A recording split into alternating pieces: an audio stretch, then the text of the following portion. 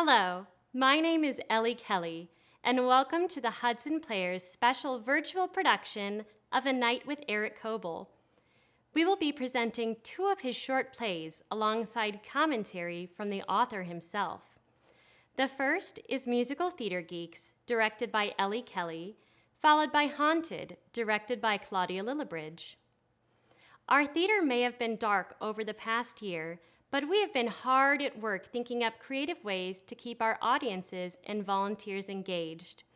This summer, we will be presenting a live outdoor play in downtown Hudson and another virtual production in July, just before the kickoff of our 77th season. We can't wait to welcome you all back home to Barlow Community Center. Tonight's show is free, but please consider making a tax-deductible donation to the Hudson Players to help keep the arts alive. Without further ado, I invite you to sit back, relax, and enjoy the show.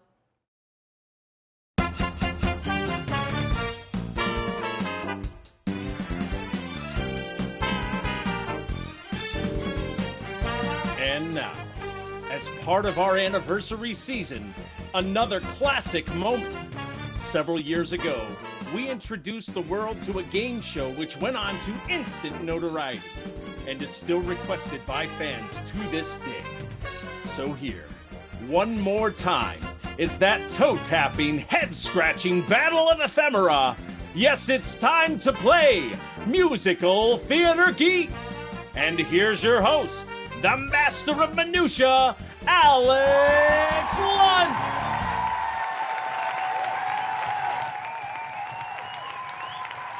Thank you, Cleveland. It's a delight to be back, and let's get right to it. As our regular viewers already know, our current contestants have been locked in a dead heat for 34 consecutive programs. Let's meet them now and see if one of them is ready to, finally, musically master the other. Hailing from East Lillywhite, Rhode Island, three-time World Trivial Pursuit champion, Wilhelmina Dink.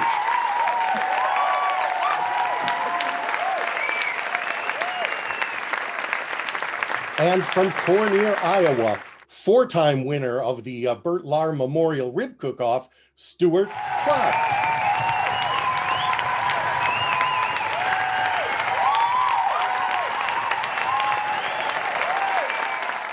Let's get to know our contestants a little better before the bloodletting begins, shall we?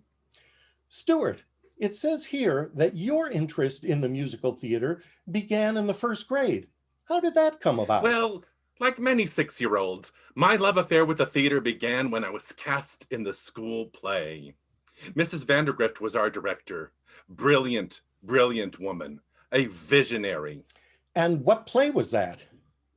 Cabaret. Cabaret with first graders. She really was a visionary. Oh, you should have seen my MC. I still had the lisp back then, which Mrs. Vandergrift said added an incredible poignancy. I can imagine.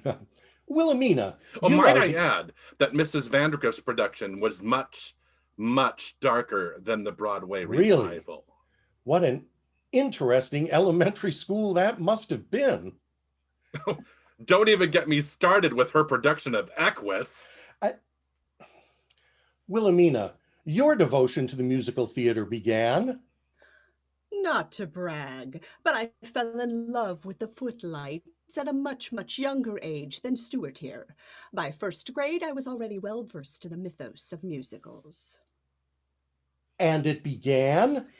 The original cast recording of Arms and the Girl with Nanette Fabre. I found my mother's LP, and, well, the rest is history. I wore out the grooves listening again and again and again and again and... I'm sure your family must have enjoyed that as well.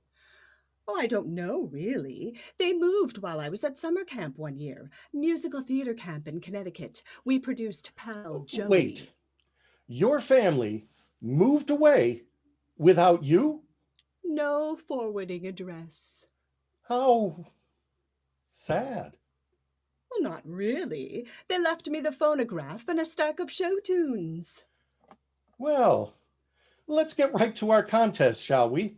As I said earlier, the two of you have been locked in a dead tie for the last 34 shows. Whoever gets 3 correct answers tonight will win the grand championship. Are you ready? Oh, yes. Certainly. Okay, our first question. In the 1941 production of Best Foot Forward, who was the costume designer? Stuart. Lydia McTingle. Right you are. 1 point for Stuart. I thought you said the questions were going to be hard this time. Keep your hat on, Wilhelmina. Next question.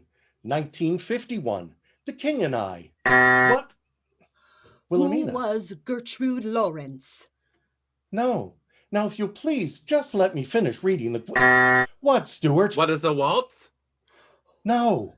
Just let me finish the question, please. Where is Siam? No. What is baldness? No. And this is not Jeopardy. Just let me finish the... What is colonialism? What is polygamy? No. No. No. No. Just let me finish reading the question. What song was Getting to Know You written to replace? Stuart? I believe Getting to Know You was written to replace My What a Load of Children. I knew that. I'm sure you do. However, Stuart takes the lead. 1 more right answer and he will be our grand champion, finally. Now it's time for the Name That Tune portion of our program. Please buzz in the moment you recognize this tune from a 1940s film. Wilhelmina. It might as well be spring from State Fair, 1945. Right you are. 1 point for Wilhelmina. In 1975, a chorus line opened. The song Dance 10, Looks 3 was performed by Donna McKechnie, who was originally slated to sing the part. Stuart. Ethel Merman? Ethel Merman? Ethel Merman? Ethel Merman was 63 when that opened. You think she would have been hoofing it around up there in tights at 63? Besides, she was in her 14th tour of Gypsy at that point. You have a better answer? Gwen Verdon. Gwen Verdon, correct. Oh, right, Gwen Verdon. But she couldn't do it because she was still performing in Chicago. Right. Do I get extra credit for that? No. Wilhelmina too. Stuart too. It all comes down to this. We're going to play another show tune. Whoever names it first will win our grand prize. Are you ready? Oh, yes. Certainly. Name the tune and the show title of this hit from the 1980s.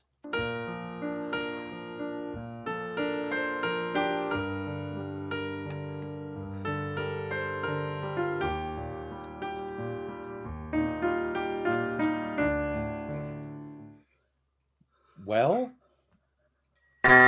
Stuart? Is it Assassins? No, sorry. Wilhelmina, it's yours to win. Nothing? Cats. That was Memory from Cats. So, we have no winner. God help us. That means a 35th round, which means we all will see you all again when we next play Musical Theatre Geeks.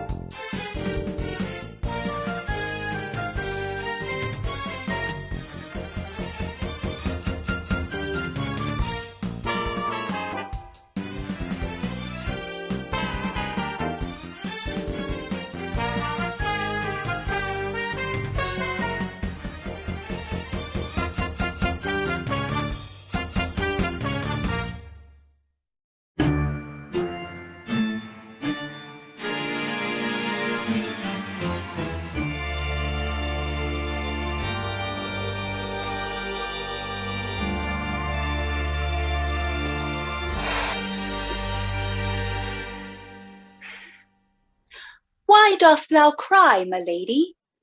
Why dost thou cry, my lady? Why dost thou cry, my lady? Sally McFadden.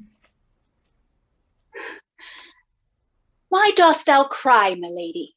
Why dost thou cry, my lady? That's not the line. The line is, my lady, why dost thou cry? No, it's not. Why dost thou cry, my lady? Why dost thou cry, my lady? Are you sure? Hank, I'm about to go on. This is not time for one of your stupid games. It is not Hank you should be concerned with. Matilda? I am not Matilda either, idiot. Look, I'm about to enter. I do not have time. I am the ghost of lines dropped. What? I am the spirit of every word you've never uttered, Sally McFadden. Every phrase you've ever mangled, every flubbed setup, every blown punchline, every missed cue. I am the ghost of lines that cannot speak themselves and have the misfortune to be reliant on your less than reliable mouth and brain. Did Hank put you up to this? Are you that girl from the corner of Sullivan with the sandwich board? Would the sandwich board girl remember your Mrs. Krebs debacle in Inherit the Wind? What? How do you know about that? The good Lord gub us the heat. The good Lord gub us the glance to sweat with. Was that so hard? I got the line right most nights. Except opening night and closing night and 2 matinees. Stuart was the shopkeeper. He wouldn't give me the cue half the time. And was it his fault you kept forgetting the words to give me that old-time religion? I'm not musical. And there was that whole accent thing. Give me that old-time religion. Give me that old-time religion. Give me that old-time religion. It's good enough for me. Will you please? With a monkey with head trauma could spit that one out. I hummed it. Oh, well, good for you. Oh, except let me think. The script clearly called for the words. Why are you here? Bruce is going to come into a lot of money someday. His uncle made a fortune in men's garters. What? Come back, little Sheba. No reason you should remember it now. You could never remember it then. That's not fair. I was terrific in that show. Except when you weren't staring blankly at your castmates, sure. Even when I forgot, I got the gist of the lines. Like you're going to do tonight? It's, why dost thou cry, my lady? I don't think I'm going to screw that up. Milady, why dost thou cry? Milady comes at the end of the line. The beginning.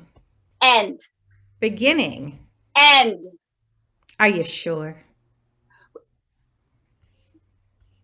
Oh. What difference does it make? The line means the same thing. Oh, sure. The words aren't that important. It's only Shakespeare. Okay, listen, I do not have time for this. I have to go on. You wouldn't want to be late, would you, Sally McFadden? What? Not like the time you left everyone in our wilderness, standing on the stage looking like complete morons. Oh, no. Oh, yes. I am the ghost of entrances missed, Sally McFadden. I do not believe this. Neither could your fellow castmates when you left them on stage, waiting and waiting and waiting. Leaving Walter Higgins to improvise O'Neill dialogue. Badly, I might add, for what seemed like hours. It was already a long play, Sally. And when you did stumble on, you were pretty much making up your own script by that point. That whooshing sound the audience heard? Mr. O'Neill spinning in his grave. That only happened once. Oh, on that show? What about Pygmalion? It was a costume change. We could never get the shoes and belt on in time. The road to hell is paved with missed quick changes, dearie. Well, I'm not going to miss this entrance, if you'll excuse me. Maybe you'll come in early, just like in Act 2 of Tartuffe. Nothing kills comedy like an early entrance. And of course, you can imagine what that did to the other actors' lines. And yours, Sally, remember?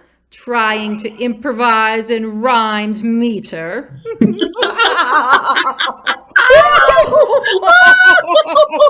Oh, goodness.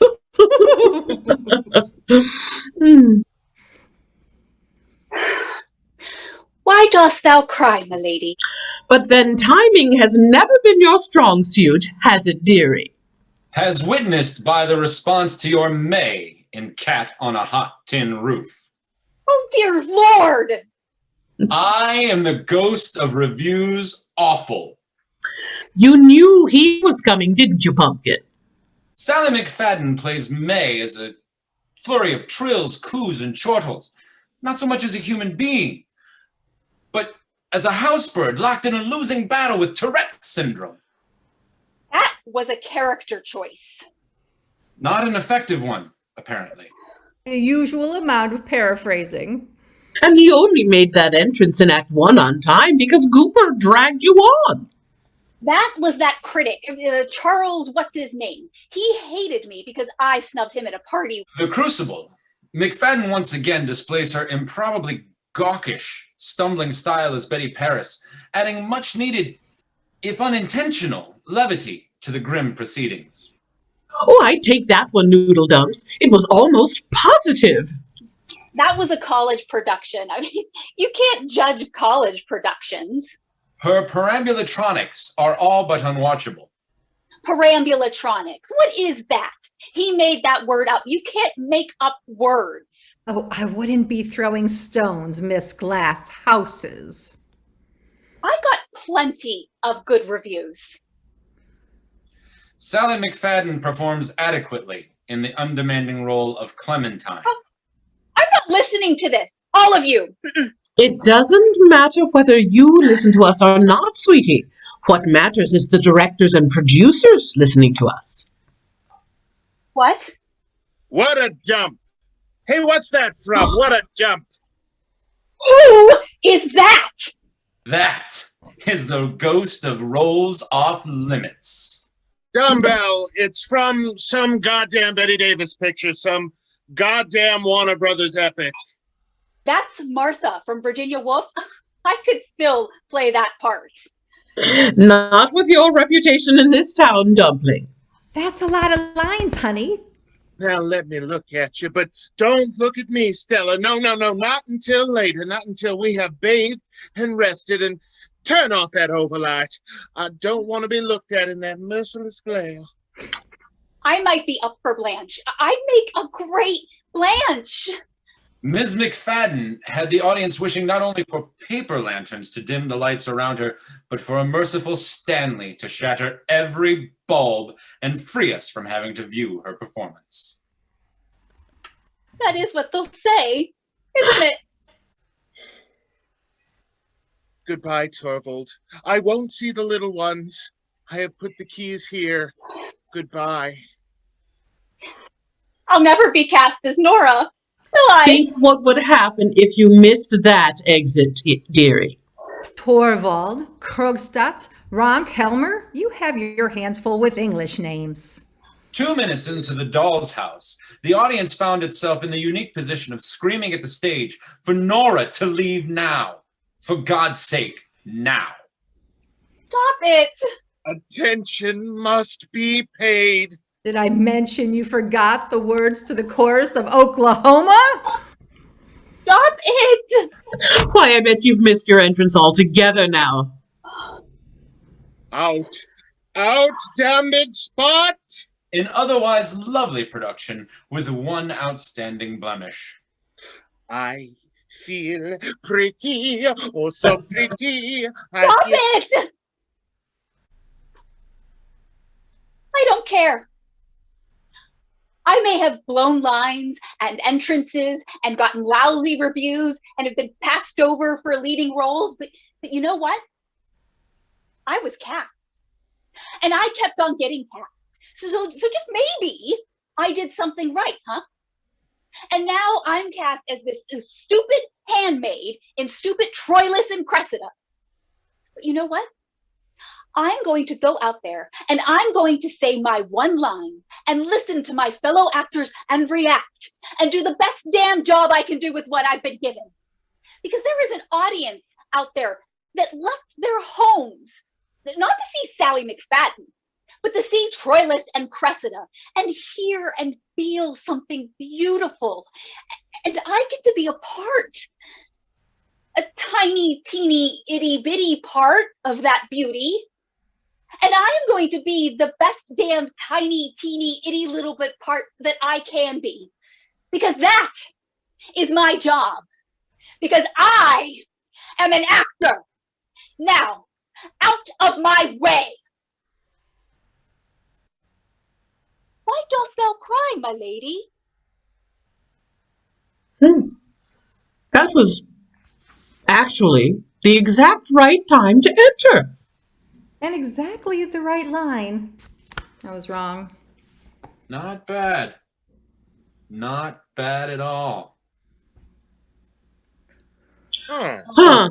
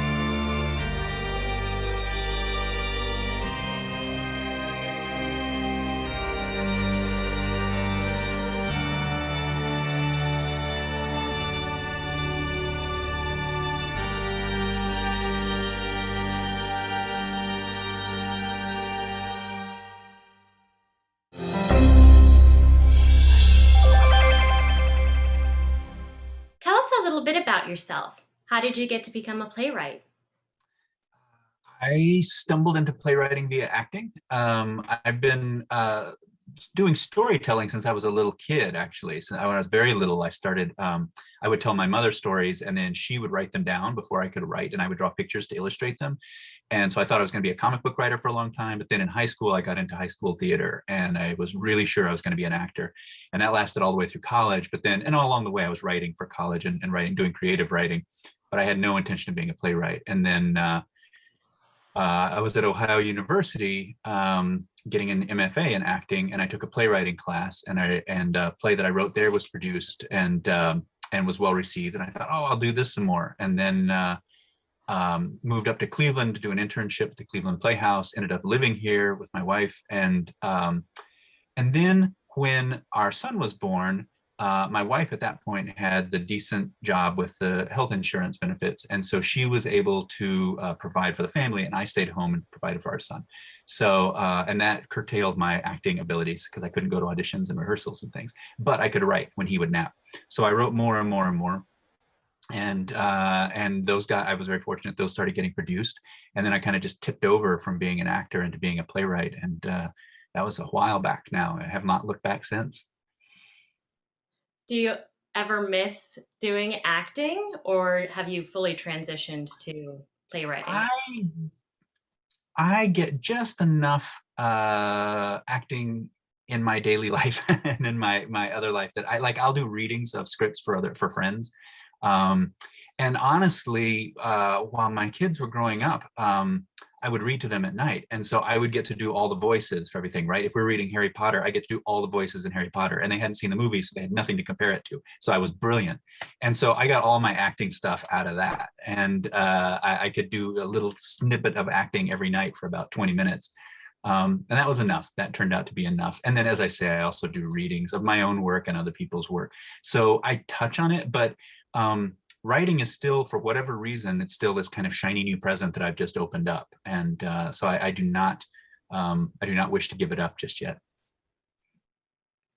All right, I'll go back to the question. Sorry, I sprung. Oh, we can riff on anything you want to riff on. I'm good. Okay, perfect. To what extent are you invested in the Northeast Ohio community versus nation or worldwide? I feel like I am very lucky to have a foot in both communities, my hyper-local community and the national and international community.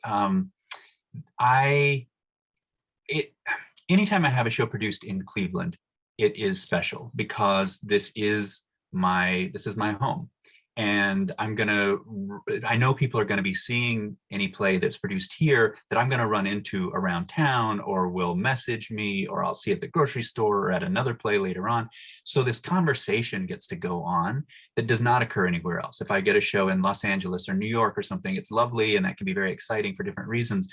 But I'm not going to see those people on the weekend. You know, I'm going to be back here in Cleveland. And so, so there's something special about knowing that there is that this is a conversation I'm having with my community and has been generated from this community. This is where I live. So all of what I'm getting, even though, you know, I take in news from around the world, but most of my information is coming from right here. So I'm part of this community. This is what I'm seeing and thinking about the world from this spot, sharing that with my local community. And then they can tell me like, oh, that's really interesting. I agree with that. Or like, whoa, you were way off base with that. And so we get to have this conversation over years that I wouldn't get to have anywhere else. And at the same time, it's great to have, to be able to find out what people, if I get a show in Italy or something, and to hear what people think about the kind of things I'm thinking about in Cleveland in their perspective. So I felt very fortunate to have both, and I would not trade either at all. That's wonderful. Do you like to travel? Oh boy, I have mixed feelings about travel. I didn't used to like to travel at all, and now I really have come to like it a lot. But I'm still at heart, I'm a homebody. I like knowing that I'm going to wake up in my own bed. I kind of know what my day holds. I know what I'm having for lunch.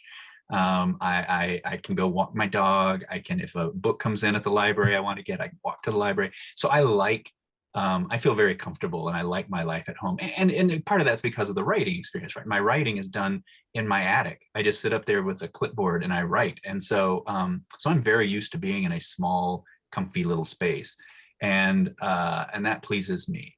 What I love about traveling is getting to expand my world, to make not only to go into places I haven't seen before, but just to make new friends. If I'm down working in Florida or in Portland, Oregon, suddenly I know people I didn't know before, and we're working together and creating this new art. And it's the same thing when I get to work with new artists in Cleveland and Hudson or Lakewood or anywhere else.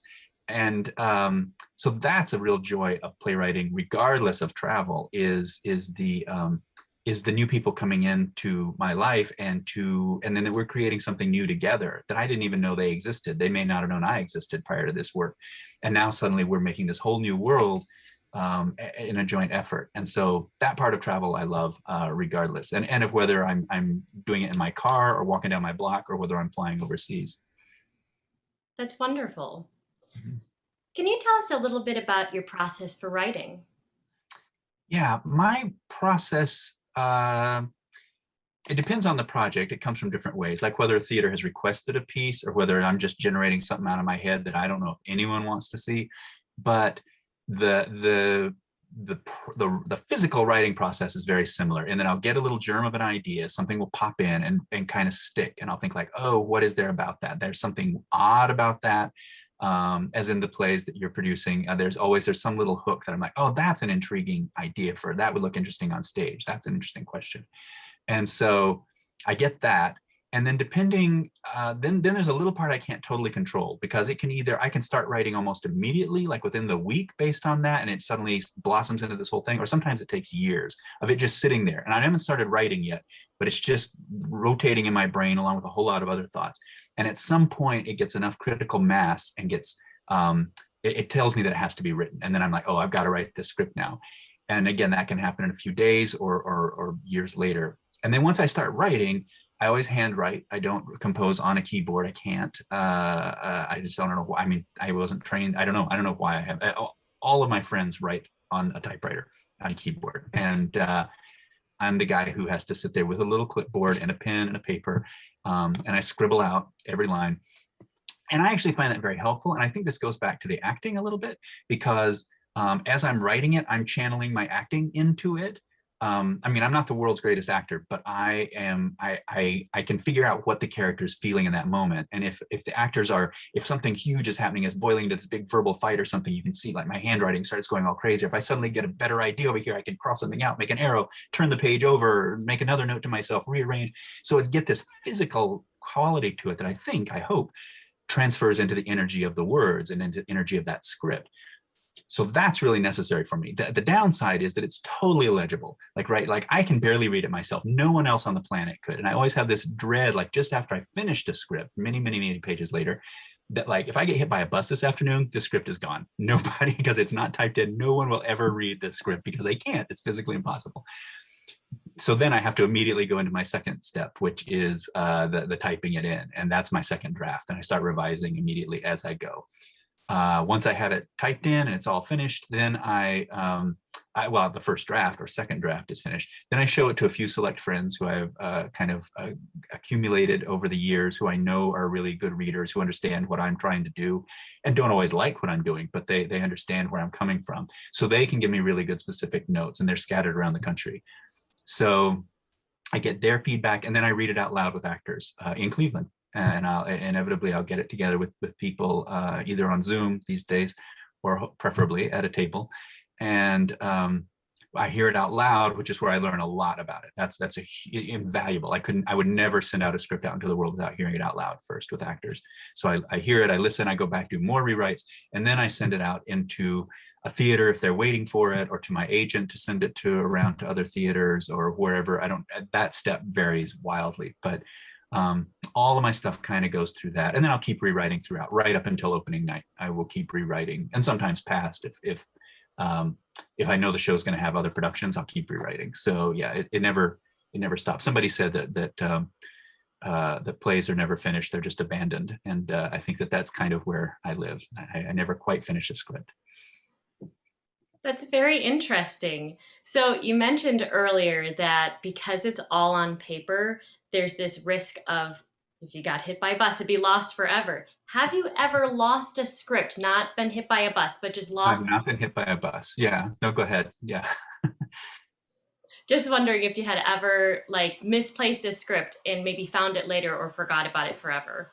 I have lost, little bits, not a whole script. I've never, I've been fortunate, and the way I work wouldn't lend itself to me losing a whole script, but I have lost pages. Especially if I start something, like I have an idea, again, little ideas of something, I want to jot stuff down, and then I step away from it to go work on another project, and I'll sometimes come back and that I don't know, or because I won't come back for a year or something, and I'll just start over, and I will not remember I wrote those pages, or if I do look for them, I do not know, because my office is actually pretty much a disaster. I've lost bits, I'm sure, brilliant, probably like the best things I've ever written are probably lost somewhere in this house, or have been recycled at this point. But yeah, that's rare. I hope, I think that's rare. So yeah, I have never lost an entire thing. I'm much more likely, as we all are, to lose something on my computer, because I didn't back it up properly, and suddenly either a page I've just typed is gone, or worst case, everything disappears. I've never lost everything. I've never had that. I've had friends who've had that nightmare scenario happen where, they lost everything on their computer and then had to try to rebuild it from scratch from things they'd sent out, whatever. I've never had to go through that, but I've certainly lost 5 or 6 pages at a time that I didn't save, and then the power went out or something happened, and get to do it again. Then it becomes the 4.5 draft or whatever that is. So, yeah. Are any of these personal stories, or are any of the characters based on real people? And do you write yourself into any of the shows?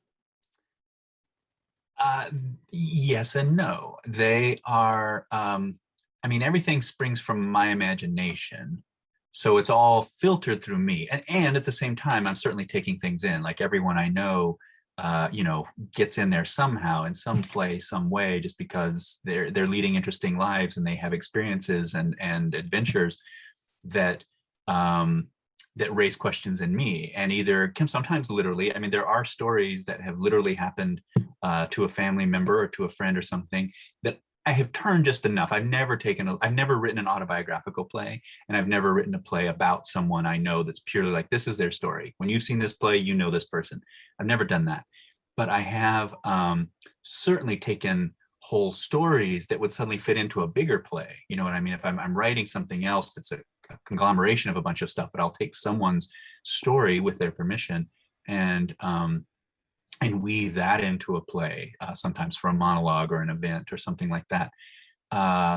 And the same with myself and my own things. There's absolutely bits of me in every single script I've ever written, but again, none of them autobiographical. There's none that's been like that was me, I did that. I don't think. I'm probably wrong. That's probably somewhere in there, but I think that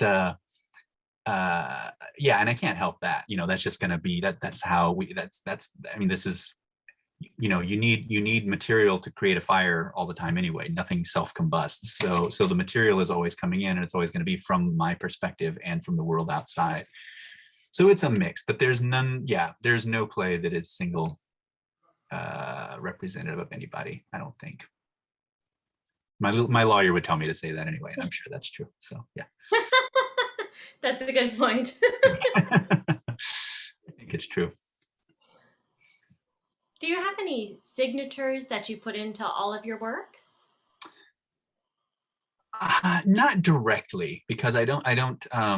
Again, I try to write a lot, so it would become really obvious to me and just kind of actually more of a pain than a fun thing if I tried to do that. And I write in so many different styles that, I mean, I write children's plays and adult comedies, adult dramas, dark, weird mysteries, science fiction stuff. So it'd be tricky to put in the exact same signature and everything. There are certainly themes. There are absolutely. Once you've read a few scripts of mine, you can begin to see like, oh, there's that question again. There's that image again.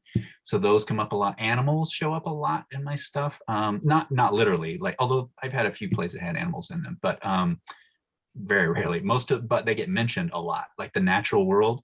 Like if you looked at the whole body of my work, you would probably have the equivalent of one episode of a David Attenborough nature special, like on the BBC or something, because it's like full of like, this particular spider does this. Isn't that interesting? These whales do that. How about that? Coyotes do this. So, and I don't know, I mean, those things fascinate me. So those show up in the work a lot. Again, I wouldn't quite call it a signature, but I certainly noticed that. Also, ideas about impermanence, permanence and impermanence really fascinates me. Our perception of time, the nature of art, and how it affects us at different moments in our lives and in physical proximity to our lives. So there's things that certainly, nature versus civilization, wild versus civilization comes up a lot in mine, and the people's wild nature and what they do to squelch that or let that free with varying consequences, that comes up a lot. So I'd say thematically, yeah, there's some signatures in there, but there's no clever thing I do that's always that, like, if you look for it, you'll always see Alfred Hitchcock in the shot or something. That's not, I've never figured out quite how to do that well. Very cool. Have there been any productions that have taken an unusual or unexpected approach that surprised you?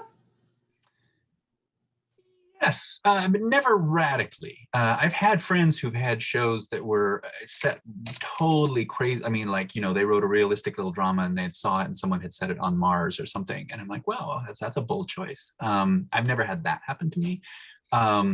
Certainly there have been, especially, and I will say this is a difference in artistic taste, that productions in Europe are radically different than productions in the United States. Like in the US, if I see a photo of one of my shows or I go to see it, I'll I'll recognize it. I'll be like, oh yeah, that's Velocity of Autumn, or that's Bright Ideas, or whatever. I mean, I'll recognize the play. But people have sent me photos of productions of mine in Europe where the whole theatrical mindset is different, and they're much more expressionistic and much more using the script as a launching pad to do weird, amazing visuals. That I'll be like, what is that? And they'll show me like, no, that's your show. I'm like, that's a woman in a wedding dress with a basketball covered with blood. Like, I'm not positive I wrote that. Like, I can see maybe, I know what script you're basing that off of. And with a few huge leaps, maybe you can get to that image, but I would never have thought of that. So those kind of things, I would say that surprises me more than most work that I see in the US, which is always pretty close to what I wrote. And I will say, I do love, part of why I got into theater as opposed to novel writing or something that's much more solitary is because I want those surprises. I like showing up at a theater and either in rehearsal or even opening night and seeing what the other people have done, that this is a collaboration. I'm fond of saying that like the script is all mine, the play is ours. And those are two different things, because the script on the paper with the on those words, that's mine and it'll stay the same no matter what. But the play is way bigger than that. The play is the actors and the director and the designers and the audience coming together to make this thing that's much bigger than what I wrote on paper. And so I actually like that. I like the thrill of that and seeing where it goes. And sometimes I don't like what there's, of course you're going to see a performance, you're like, that's not great or whatever. Although even that's rare. Most of the time I've been very pleased with what I see. But regardless, I still like the electricity of knowing that I'm going to go see something that's bigger than what I imagined. And I'm always curious about that. Well, thank you so much for meeting with me today and for your collaboration with the Hudson Players. I know it means a lot to me, and it means a lot to everyone who has been so anxious to get back to the theater, for us to be able to have this wonderful opportunity to do this virtually.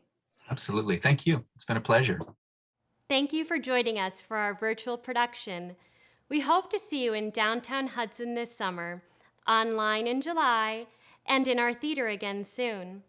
If you are interested in making a tax-deductible donation, please visit our website at www.hudsonplayers.com.